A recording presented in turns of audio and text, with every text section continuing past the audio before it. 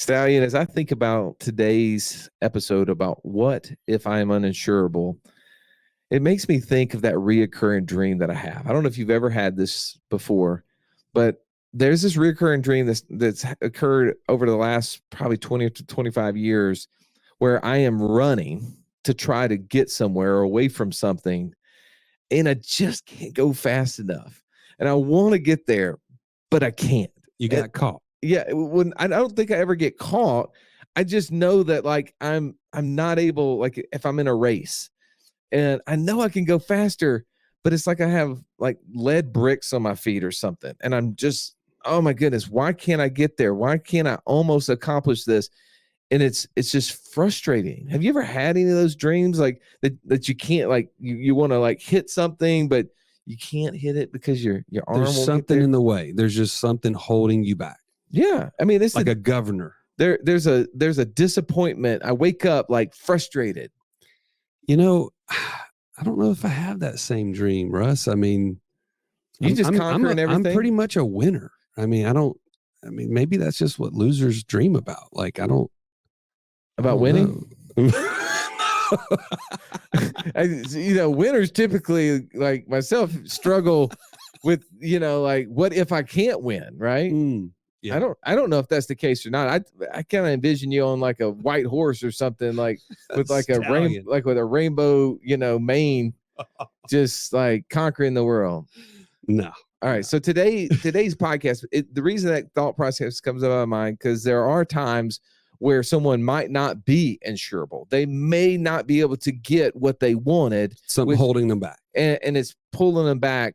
But yet it's not the end, right? Just the way that my dream ends and I wake up and I do come and conquer, bro. Yes, every day. Every day you're hustling, Russ. Well, I don't know about every day, but I definitely, it gets me out of bed and encourages me to go take action the days after I've woken up from that dream. I think there's some nuggets in this chapter that will be encouraging to someone if they have this issue, or if they say, well, what happens if I ever become uninsurable?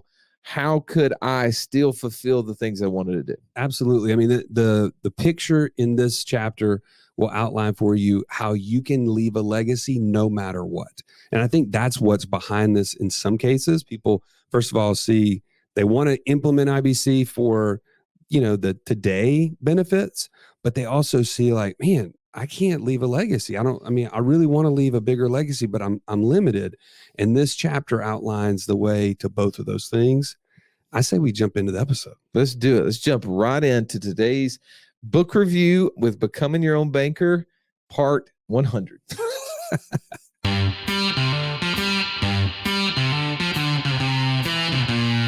Welcome to the Wealth Without Wall Street podcast, your guide to understanding how to get out of the Wall Street rat race and start your own mailbox money lifestyle.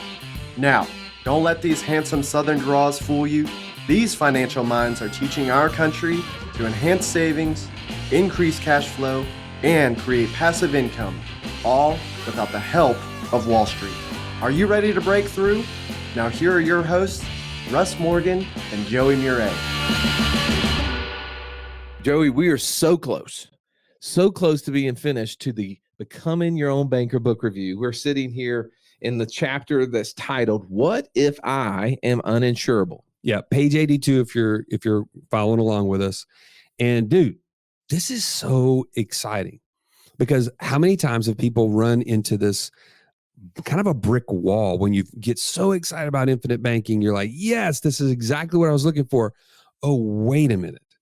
This has to do with life insurance. I've been told I can't get the life insurance.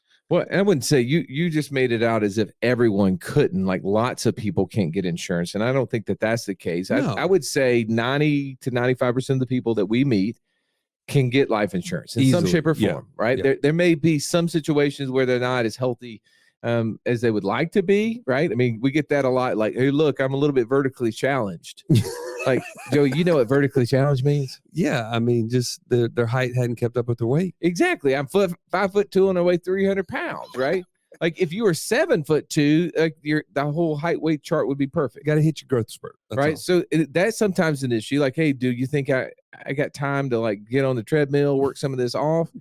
And sometimes that's an issue, but a lot of times really it has underlining to do more with underlining health issues. Sure. Maybe sometimes where occupations or maybe hobbies that you're involved in, flying, scuba diving, that type of stuff, might have some issues. And I will give you one story. Okay. The weirdest decline that I've ever had in the insurance world, I had a guy that got declined because of too many speeding tickets. What? Yeah, dude liked to go fast. He wasn't even a NASCAR fan. Right? I mean, he just literally had so many speeding tickets. The insurance company's like, yeah, I don't know about this guy. Who would have thought that? I didn't know. I was like, man, I guess thankfully I know this now. I'm never going to lunch with you. Right? I mean, that's not an issue. All right. So let's move on though. Let's talk about what Nelson was sharing with us. What was some nuggets that came from this chapter of what if I'm uninsurable? Well, I mean, the first thing, like I was saying, is this gives hope, because if you thought that this wasn't a fit for you, Nelson literally outlines the path that makes it possible. And it just goes to show that you don't have to be the one insured to implement this process. This is real estate. Nelson at the baseline was an investor in real estate. 100%. And when you invest in real estate, the three keys to real estate are what? Location, location, location. Right. So, he's saying, look, if you're not insurable, that's your location is undesirable, then let's find another location that is desirable. And let's put whatever building on top of it. Right. So if we're going to build a bank branch, it's okay if we build it on your wife or a business partner. Exactly. And so that's what I love about this, is that it just makes it possible for everybody at this point. And so, but right out of the gate, something that's, before we get into the case study, like he's talking about a father who's uninsurable at 50 years old, buying a policy on his daughter. Before we get to that case study, a couple of things pointed out to me was, number one, Nelson is the guy that came up with everything. Okay. Like every time, Russ, you and I think we found something new, like we're like, man, this is a great idea. Like retirement income. We don't believe in that. We're talking about passive income. Turn to page 82. What happens? Nelson says, we're going to adopt the infinite banking concept to provide passive income. Please notice I did not say retirement income. I'm dropping that word from my vocabulary. And that to me is just, again, just kind of a warm reminder of Nelson, just the wisdom he had, and that we're on the right path.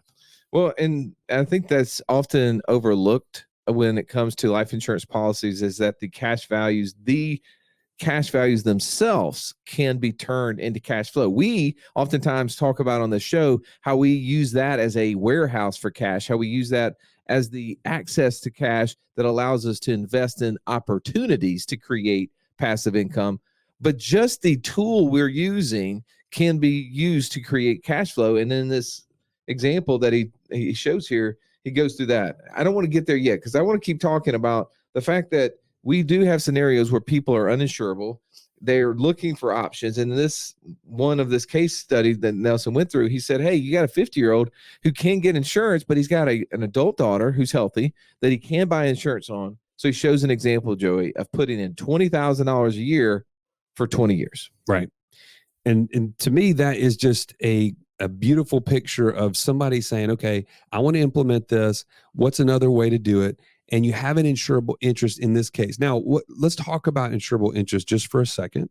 We've actually covered this on a previous show, but just before somebody starts wondering, well, could I just insure my neighbor? Like, we're really close. Like, how does that work?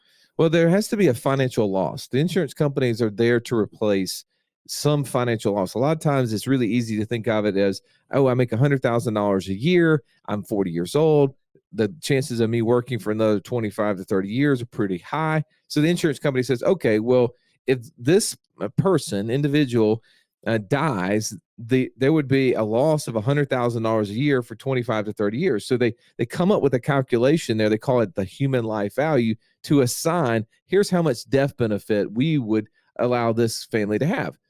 People kind of sometimes are boggled by the fact that there's a limit to how much insurance.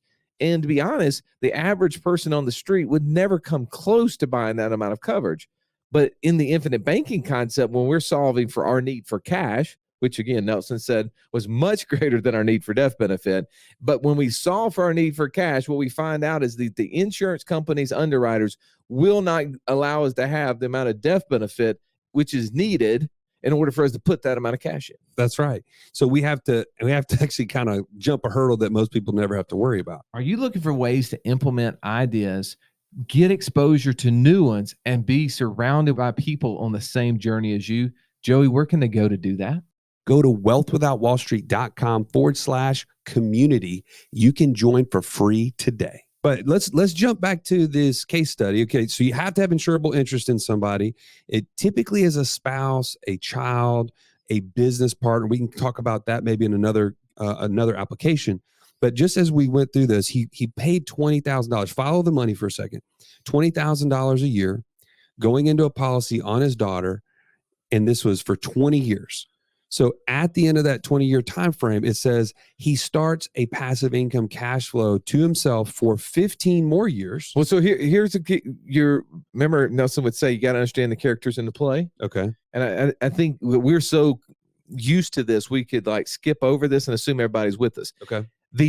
Who owns the policy? The dad. The dad owns the policy, but the dad is uninsured. So who did he insure? His daughter. He insured. She goes by Jill, by the way. So in this example, people don't get that there could be a different owner and the person that the insurance policy is insurance, but who would be the beneficiary of this policy?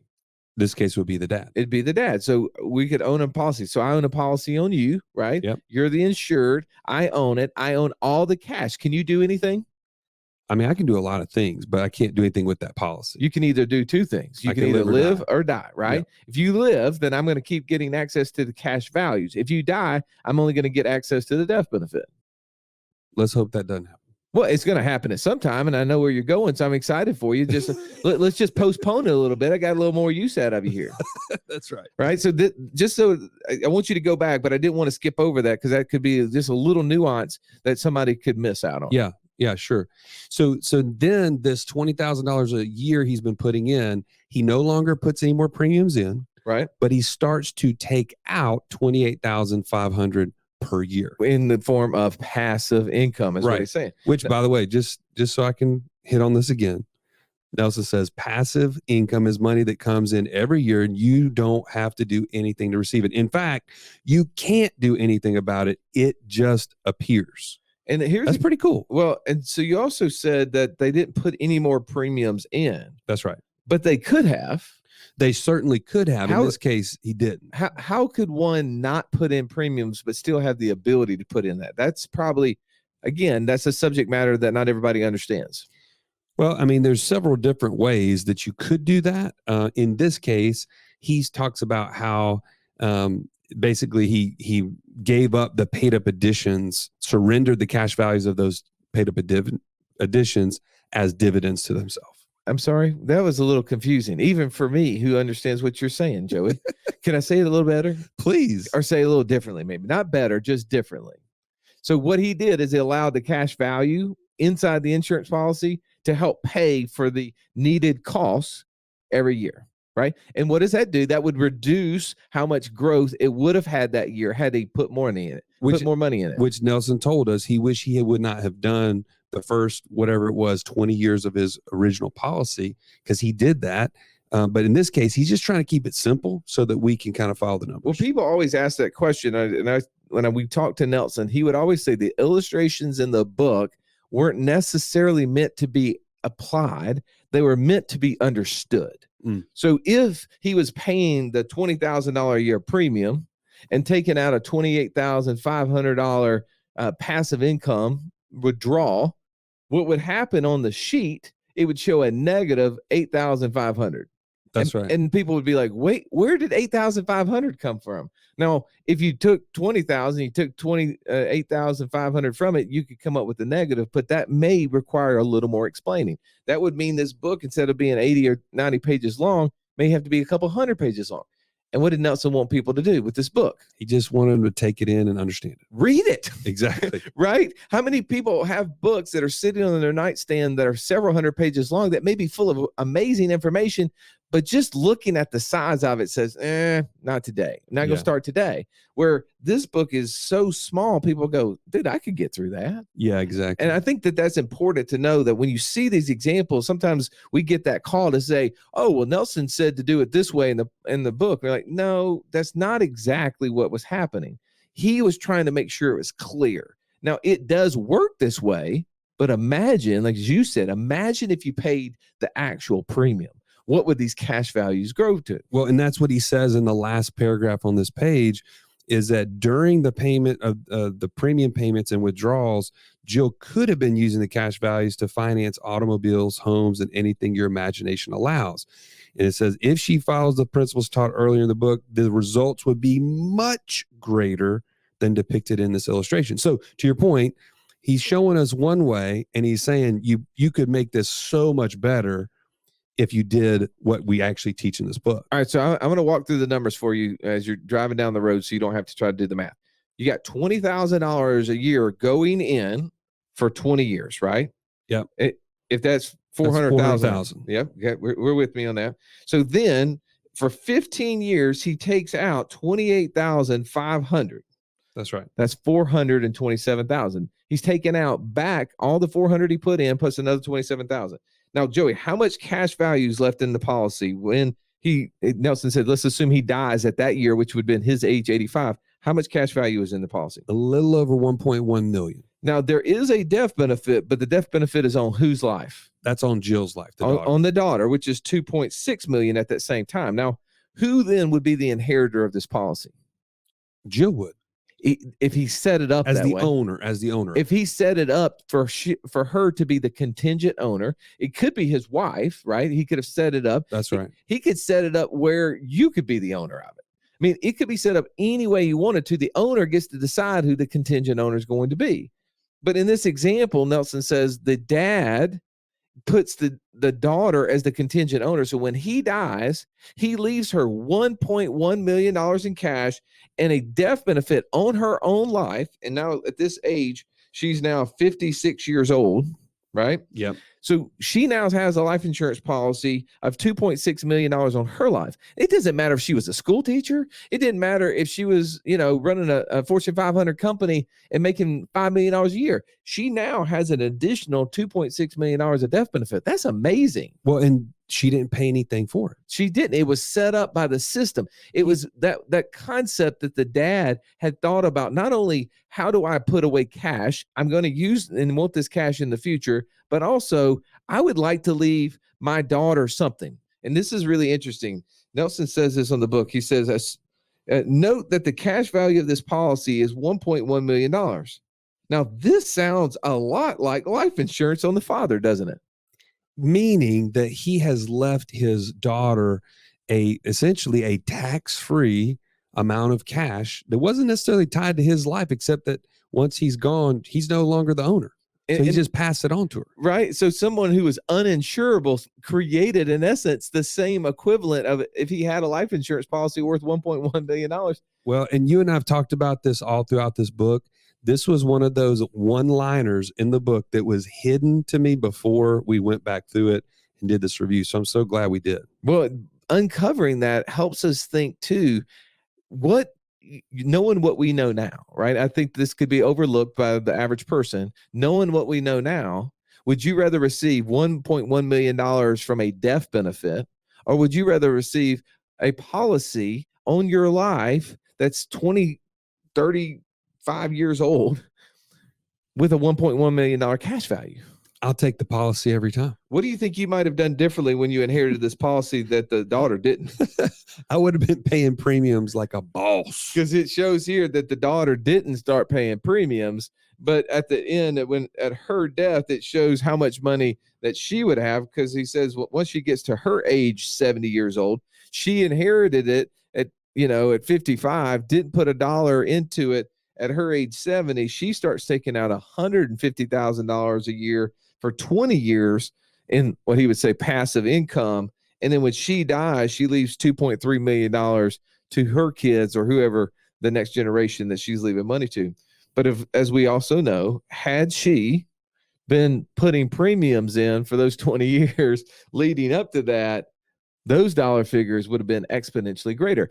If she would have been putting dollars into that policy and doing banking and using banking as a function to bring dollars back into her sphere, those dollars would have been even bigger than that. This just reiterates, And again, it wasn't the point that Nelson was trying to make here, but it reiterates what you and I both know is education, passing down the education of what this asset type will allow you to do, this banking function, is that much more important, because he's passed down an asset that if she knew how to use would be even better at the time when she was needing it and using it. So anyways, I see that as kind of a behind the scenes of this whole chapter.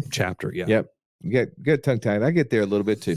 All right. Well, I'm going to say case study. Yeah. Thank you so much for following through this book review. We love being able to take you through each one of these sections, letting you know kind of like some of those conversations we had with Nelson regarding these issues, but also being able to dig through and come out with some of that just nuggets that are in there that even us, and having read this book, I don't know how many times, 30 times, that I missed that one line that existed when he was saying this was a lot like life insurance. Because when you're reading, you're trying to consume the whole thing, as today we're just consuming a couple of pages. So thank you for allowing us to do this, and hope you are getting that much closer to having a fuller understanding of how infinite banking can be a tool in your life to set you on the financial freedom highway.